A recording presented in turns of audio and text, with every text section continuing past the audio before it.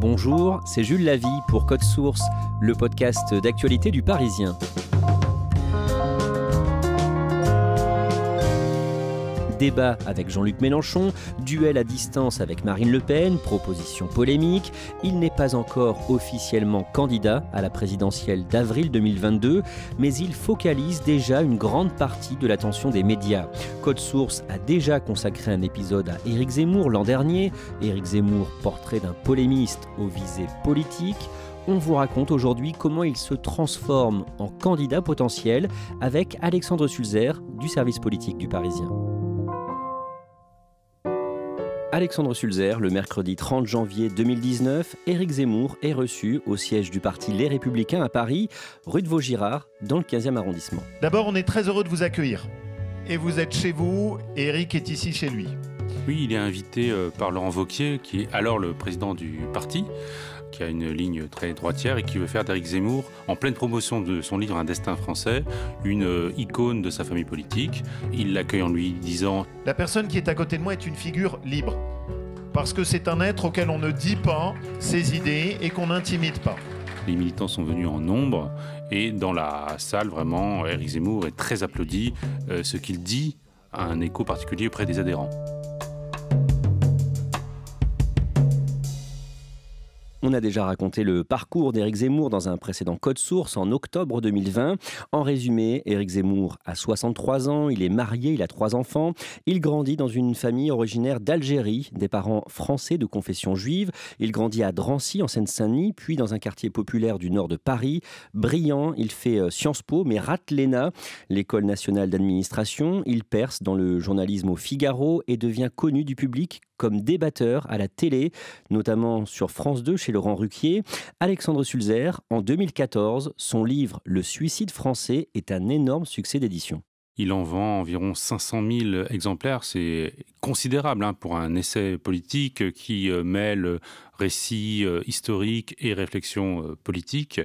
Éric Zemmour déroule les fondamentaux de sa pensée sur l'identité française en danger, sur la submersion migratoire, des thèmes qui sont une constante chez lui.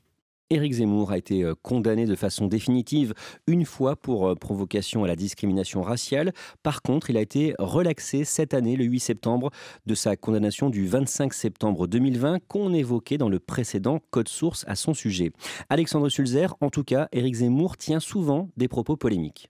Oui, il en a fait sa marque de fabrique. C'est à la fois des propos polémiques parce que sa pensée à lui est extrêmement radicale, mais c'est aussi, sur la forme, une bête de plateau. Il sait très bien alimenter la machine à buzz, à reprise, qui vont indigner. L'islam et l'islamisme, c'est exactement la même chose. Parce que les islamistes, ceux qu'on appelle nous les islamistes, eux s'appellent des musulmans. Et d'ailleurs, quand vous dites Daesh, vous dites l'État islamique, parce qu'ils appliquent l'islam. C'est comme ça que Zemmour passe d'un statut de journaliste politique finalement assez peu connu du Figaro à presque une star du petit écran. Cette année, au printemps, sur les réseaux et dans la presse, il est accusé par plusieurs femmes de harcèlement sexuel. Mediapart lui consacre des enquêtes où des femmes, notamment une militante socialiste, assurent qu'il l'a embrassée de force. Ces accusations n'ont pas donné de suite judiciaire, il faut le préciser, mais elles font aussi écho aux propositions que lui-même peut avoir sur les femmes, des fois avec des positions très machistes, très sexistes. Le 21 avril, dans le Figaro, Éric Zemmour écrit sur un très ancien journaliste politique. Oui, effectivement, il fait une chronique sur une biographie qui est consacrée à Jacques Bainville. C'était un historien assez brillant, proche de l'Action française, d'extrême droite, qui a écrit dans les années 30 et qui aurait prophétisé, selon Éric Zemmour, la Seconde Guerre mondiale et ce qui allait se passer les décennies suivantes.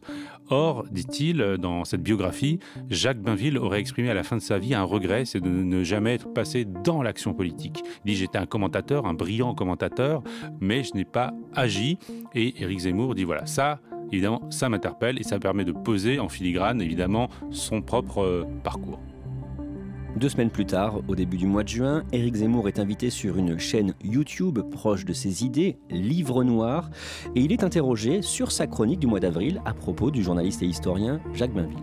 Bonjour Éric Zemmour. Bonjour. Bienvenue sur Livre Noir.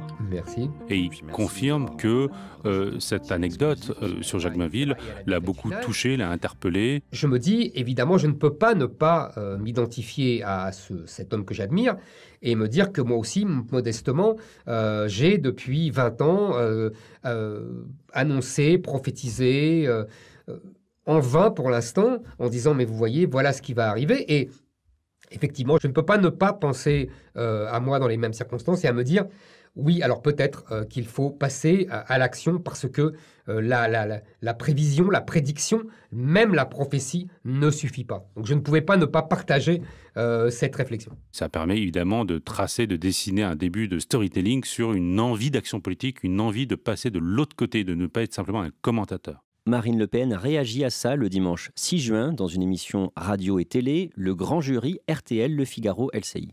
La perspective d'une candidature d'Éric Zemmour commence vraiment à se dessiner, à se concrétiser, même si elle était latente depuis des mois.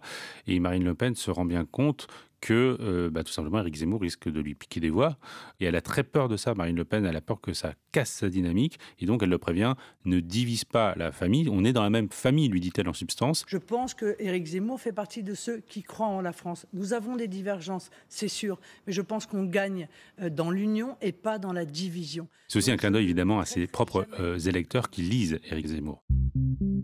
Le dimanche 27 juin, c'est le second tour des élections régionales. Il y a une très forte abstention. Et par ailleurs, presque tous les présidents de région sortants sont réélus. Le RN, le Rassemblement national, n'en gagne finalement aucune. Qu'est-ce que ça change pour Éric Zemmour ? Éric Zemmour avait été conseillé par certains de ses amis qui lui disaient « Attention, tu n'as pas forcément d'espace. Il faut voir si le RN arrive à se refaire une santé avec ces élections régionales et si la PACA, notamment la région Provence-Alpes-Côte d'Azur, bascule au RN. » Or, effectivement, le RN sort totalement bredouille de ces élections. Ça permet à Éric Zemmour de confirmer que, décidément, le RN n'arrivera jamais au pouvoir. Quelques heures après ce scrutin, dans la nuit du lundi 28 juin, des affiches fleurissent à Paris et dans d'autres villes en France. Éric Zemmour qui s'est affiché en tant que candidat à la présidentielle dans plusieurs villes de France. En fait, ses partisans, vous découvrez ces affiches, ont profité dans la nuit de dimanche à lundi des panneaux électoraux qui étaient toujours en place pour les régionales pour coller ces affiches. Ce sont des affiches sombres avec un portrait d'Éric Zemmour en majesté, mais sur un fond vraiment très noir, écrit Zemmour président. Elles apparaissent dans de nombreuses villes, à Paris, mais aussi en province. Ce sont des militants de Génération Z, qui est en gros la branche jeunesse des fans d'Éric Zemmour, qui le poussent à y aller, à se présenter. Ce sont des jeunes qui souvent gravitent autour du syndicat de l'UNI, un syndicat étudiant de sensibilité très à droite, proche de LR. Et le but, c'est de montrer à l'opinion publique que Éric Zemmour, lui, a une base militante, qui sont structurés et qui sont prêts à faire campagne pour lui. Quelques jours plus tard, le 1er juillet, une information concernant l'association Les Amis d'Éric Zemmour est publiée au Journal officiel. Oui, l'association des Amis d'Éric Zemmour avait été créée quelques semaines auparavant.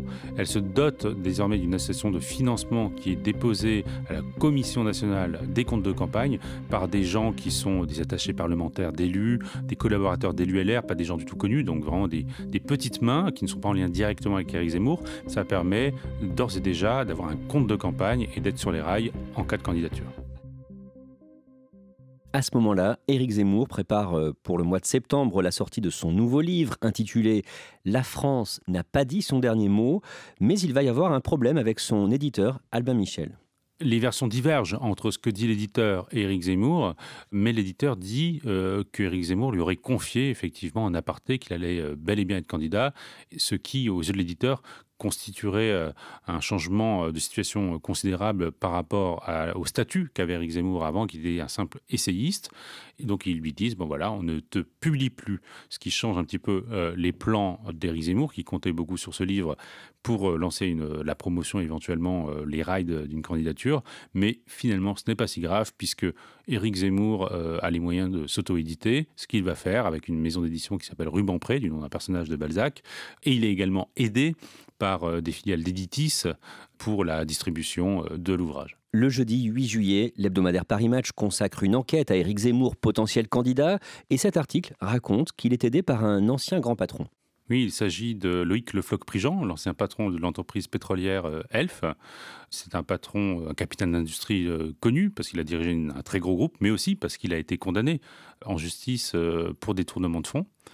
Et effectivement, il confirme, ce patron, qu'il parle régulièrement à Éric Zemmour, qu'il le conseille, même s'il prend soin de préciser qu'il ne se retrouve pas nécessairement dans toutes les positions du polémiste. Éric Zemmour serait conseillé par d'autres grands patrons. On sait que régulièrement, une fois par semaine, il voit des patrons, des chefs d'entreprise dans les appartements des uns et des autres à Paris. Mais certains le voient aussi pour flairer un peu la bête, savoir ce qu'il a en tête. Des noms fuitent de temps en temps au corps défendant des intéressés. Par exemple, Henri de Castres, l'ancien patron d'AXA, l'a vu lors d'un dîner, ou Nicolas de Taverneau, le patron d'M6, l'ont vu et ont ensuite été très mécontents que leur nom fuite dans la presse. Mais sa principale conseillère, sa plus proche, c'est une certaine Sarah Knafo, 28 ans. Qui est-elle ? C'est une jeune énarque qui travaille à la Cour des comptes. Elle est passée par Sciences Po, où elle a soutenu à l'époque, elle était proche des réseaux de l'Uni, encore une fois, ce syndicat étudiant très à droite. Elle a fait campagne pour Henri Guénaud, qu'elle aurait voulu voir avoir des ambitions présidentielles. Et elle reconnaît dans Éric Zemmour, finalement, une filiation avec cette famille politique. Le 26 août, Laurent Wauquiez annonce qu'il ne sera pas candidat en 2022. C'est une bonne nouvelle pour Éric Zemmour. Laurent Wauquiez est sur un créneau assez proche de lui, même s'il est beaucoup moins polémique, mais quand même, il assure effectivement la promotion de valeurs qui lui sont proches. Et le fait qu'il n'y aille pas dégage clairement un espace politique, d'autant plus que, à peu près le même jour, Bruno Retailleau, qui est le président des sénateurs LR, lui aussi sur des positions très proches, annonce qu'il n'y va pas non plus. Donc finalement, ne seront candidats pour la droite que des profils plus centristes comme Xavier Bertrand, comme Valérie Pécresse, ce qui ouvre un espace considérable aux yeux d'Éric Zemmour. Le lendemain, le 27 août, ses proches affirment qu'ils ont déjà une centaine de parrainages en vue de la prochaine présidentielle. Plusieurs élus m'ont confirmé d'ailleurs qu'ils avaient été démarchés par les équipes d'Éric Zemmour. Donc c'est pas que de la communication. Derrière, il y a effectivement un vrai travail pour les parrainages. Je rappelle qu'il en faut 500 pour être candidat à la présidentielle. En revanche, les chiffres qui sont donnés ne sont pas du tout vérifiables. Donc je ne sais pas s'ils sont volontairement grossis pour être crédibles ou amoindris pour donner une envie à d'autres de l'aider. Sur les chiffres, c'est toujours un peu compliqué, mais ce qui est sûr, c'est qu'il essaye de les avoir. Le lendemain, Éric Zemmour est dans le Vaucluse, à Mirabeau. Alors c'est sa rentrée politique en quelque sorte. Éric Zemmour n'organise pas l'événement, il est l'invité de Rafik Smati, qui est un homme d'affaires qui a un micro-parti qui s'appelle Objectif France. Et comme c'est son premier événement après un été consacré à se reposer dans un hôtel dans le Var, un hôtel de luxe, sa parole est très attendue et tout de suite, pour sa rentrée politique, Éric Zemmour tient des propos toujours aussi radicaux sur l'immigration, sur le risque que la France, à ses yeux, devienne un jour une république islamique, et également des attaques politiques contre les uns, contre les autres, et en particulier contre Marine Le Pen. Marine Le Pen, elle a un socle très, très solide, mais vous avez vu, elle a déjà perdu 5 points dans les sondages. Elle était à 26, elle n'est plus qu'à 21. L'échec au régional a été un très mauvais coup pour elle. Et tout le monde a compris au RN qu'elle ne gagnerait jamais. Voilà, c'est tout, c'est clair. Comment est-ce qu'elle réagit à ces propos ? Marine Le Pen est très fâchée, évidemment, d'être la cible prioritaire d'Éric Zemmour. Elle y voit la confirmation qu'elle va être bien concurrencée sur ce créneau, mais pour autant, elle ne l'attaque pas trop frontalement, publiquement, car elle sait que ses propres électeurs apprécient le polémiste. Et chez les Républicains, cette éventuelle candidature fait peur ? Officiellement pas des masses, puisque Éric Zemmour, avec ses thèses radicales, pourrait être davantage un concurrent pour Marine Le Pen, mais en réalité, beaucoup de cadres sont inquiets. Ils voient bien qu'il plaît à une partie, en tout cas, de la base, d'autant plus que LR est empêtré dans des problèmes de primaire, ils ne savent pas comment désigner leurs candidats, et pendant qu'eux s'écharpent, il y a une dynamique qui est créée autour d'Éric Zemmour, et donc eux aussi pourraient perdre des électeurs. À ce moment-là, Éric Zemmour est toujours à l'antenne sur CNews dans l'émission Face à l'info, une émission dans laquelle il a reçu plusieurs ministres ces derniers mois. Oui, c'est son grand sport. Il adore débattre avec des contradicteurs et de préférence quand il s'agit d'hommes politiques. Il continue de pratiquer sa vision du journalisme, à savoir non pas de chercher des informations, mais à débattre, faire du débat d'idées. Et ça lui permet évidemment d'être déjà dans une posture d'adversaire politique. Le mercredi 1er septembre, Éric Zemmour annonce dans un tweet qu'il quitte Le Figaro. Depuis plusieurs semaines, voire des mois, en interne, c'est tendu. Les journalistes voient bien qu'Éric Zemmour a des fourmis dans les jambes et il est compliqué pour lui d'être à la fois au sein de la rédaction et candidat éventuellement à la présidentielle. Et alors que la promotion de son livre va débuter, Éric Zemmour décide d'un commun accord avec la direction du Figaro de prendre du champ, d'arrêter sa chronique, à la fois dans le quotidien mais également dans le Figaro Magazine. Le mercredi 8 septembre, le CSA, le Conseil supérieur de l'audiovisuel, publie un communiqué sur Éric Zemmour. C'est un communiqué qui prend acte des ambitions prêtées à Éric Zemmour et qui prévient les chaînes de télé ou les radios que désormais le temps de parole d'Éric Zemmour sera décompté comme un temps de parole de candidat à la présidentielle. Ce qui crée évidemment une difficulté pour CNews, qu'il a tous les jours en majesté sur son plateau, parce que ce temps-là ne sera plus utilisable plus tard pour la campagne s'il est bel et bien candidat. Et donc Éric Zemmour est obligé, d'un commun accord là encore avec la direction de CNews, d'abandonner l'antenne de CNews. Et on accueille tout de suite Éric Zemmour. Le samedi qui suit, Éric Zemmour est l'invité de Laurent Ruquier et Léa Salamé sur France 2. Il dit qu'il n'a pas peur d'être candidat, mais qu'il continue de réfléchir. Il égratigne à nouveau Marine Le Pen et il parle du choix des prénoms en France. Bonsoir Éric Zemmour. Il revient sur un peu sa marotte, qui est de dire qu'on ne peut pas être français sans avoir un prénom entre guillemets français, c'est-à-dire un prénom issu du calendrier chrétien en réalité. Si vous êtes président, Je rétablis la loi de 1803. un Français n'a pas le droit d'appeler son fils Mohamed. Non. Moi, je trouve qu'au bout de 3 générations, ça fait la 3e génération, je trouve ça triste qu'il s'appelle encore Mohamed. Les générations précédentes d'immigrés changeaient leur prénom. Il n'y a aucune raison que les nouveaux ne le fassent pas. C'est pas nouveau, hein, chez lui, on se souvient déjà de polémiques précédentes sur le même sujet, mais ce propos blesse beaucoup de monde et ça lui permet à nouveau d'installer le débat autour de lui. Le livre d'Éric Zemmour sort le jeudi 16 septembre. Il renferme sans surprise plusieurs propos polémiques, par exemple sur la Seine-Saint-Denis, qu'il compare, je cite, à l'une de ces enclaves étrangères qui vivent sous le règne d'Allah et des caïds de la drogue. Fin de citation. Alexandre Sulzer, ce livre, vous l'avez lu, est-ce que c'est le livre d'un candidat ? Oui, c'est le livre qui installe en tout cas un storytelling de candidat. Il commence le livre en disant « J'ai péché jusqu'alors ». J'avais cru que le combat culturel permettait de faire avancer ses idées et il se rend compte que ça ne suffit pas, que les politiques qui sont menées en France restent à ses yeux les mêmes et ne lui permettent pas de faire triompher ses idées. Son fils lui aurait dit « Écoute papa, il faut que tu y ailles ». C'est un récit qui lui permet de justifier une entrée en campagne, le fait qu'il bascule et qu'il devienne désormais un candidat, ce qu'il n'est toujours pas aujourd'hui, mais en tout cas le livre permet d'installer cette histoire. Éric Zemmour commence une tournée de promotion de son livre avec un premier rendez-vous le vendredi 17 à Toulon dans le Var. Le lendemain, il est au Palais des Congrès de Nice où il doit prononcer un discours. Juste avant, Alexandre Sulzer, vous lui parlez dans sa loge. Est-ce qu'il vous semble stressé avant de monter sur scène ? Comment est-ce que vous l'avez trouvé ? Il paraissait très détaché.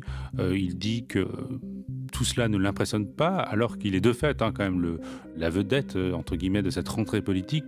Il joue le détachement, il dit qu'il a finalement déjà fait ça pour la promotion de son livre Suicide français.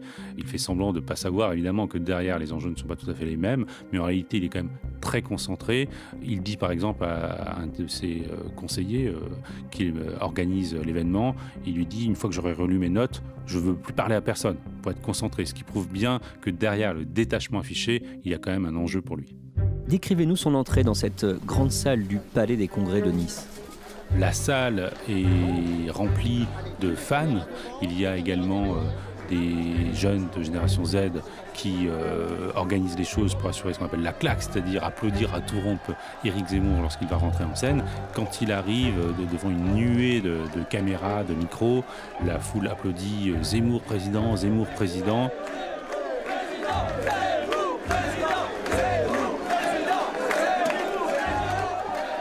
Il y a une haie d'honneur qui lui est faite, mais qui est très étroite, qui est trop étroite en tout cas pour la horde de journalistes. Donc ça se bouscule, certains tombent, ça fait un sentiment de cohue qui est assez bien finalement mis en scène, puisque ça crée une impression d'émeute presque, comme l'impression d'assister à un concert des Beatles.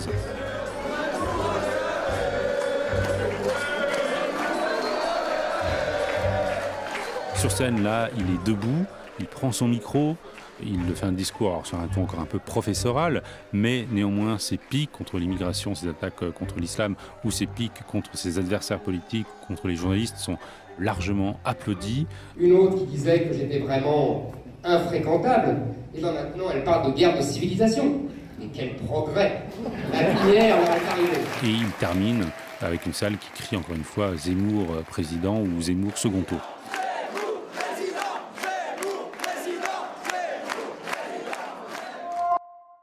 On ne sait pas quand Éric Zemmour va dire s'il est oui ou non candidat à la présidentielle. Aujourd'hui, dans les enquêtes d'opinion, il est crédité de 7 à 10% des intentions de vote. Alexandre Sulzer, est-ce qu'il croit vraiment en ses chances ? Ça peut être difficile de le croire, sachant qu'Éric Zemmour, évidemment, n'a pas de passé politique, il n'a pas de parti, il n'a pas de réseau d'élus, il n'a jamais fait ça, et qui tient aussi un propos quand même très radical, très clivant, qui ne lui donne pas facilement une majorité des voix, mais il faut aussi reconnaître qu'Éric Zemmour est très habité par ce qu'il perçoit comme étant peut-être son destin. Il considère que la classe politique n'est pas au niveau et qu'il n'a pas le choix que d'y aller. Et lui qui est fan de grands destins, de grands hommes politiques, amateur d'histoire, on le sait, et admirateur absolu de Napoléon et de De Gaulle, je pense que quelque part, il espère avoir la même voix qu'eux.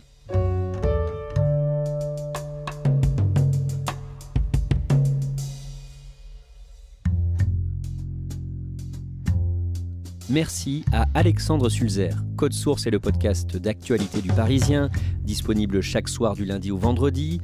Pour ne rater aucun épisode, abonnez-vous sur n'importe quelle application audio et vous pouvez aussi nous retrouver sur leparisien.fr. Cet épisode de Code Source a été produit par Timothée Croizan et Thibault Lambert. Réalisation Julien Moncouquiol. Si vous aimez Code Source, n'oubliez pas de laisser un commentaire sur votre application et vous pouvez aussi nous faire vos retours directement. codesource@leparisien.fr.